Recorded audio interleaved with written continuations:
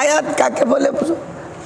আয়াত তো একজনের কথা এখনো শেষ হয়েছে না, এরপরও এক জায়গায় গিয়ে থামতে হয়।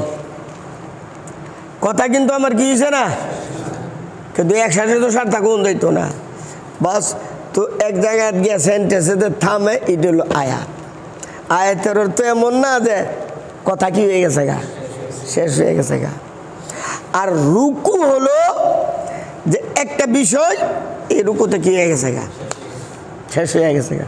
রুকুর অর্থটা বুঝে, রুকুটা হলো মানে যেখানে রুকু শেষ, এখানে গিয়ে বুঝবা যে একটা বিষয় কি হয়ে গেছে গা, শেষ হয়ে গেছে। ও দুর্বন্ধ বললে মোটামুটি এই বিষয়টা বুঝালেছি। তা আয়াত বুঝছ, রুকুও বুঝছ, আরেকটা বুঝবা মানজিল। কোরআন শরীফের মধ্যে মানজিল আছে 7টা। মানজিল তেমন বিষয় না। সাহাবায়ে কেরামের যুগে তাদের আগ্রহ ছিল ইবাদত বন্দেগী বেশি বেশি করার। তো রসুল সাল্লাল্লাহু আলাইহি সাল্লামকে বলা হয়েছে, হুজুর আমরা কোরআন কেমনে পড়তাম? রসুল বলছেন তোমরা এমনভাবে পড়বা যাতে তোমাদের কষ্ট না হয়। তো তারা 7 দিনে কোরআন খতম করতো। কয় দিনে?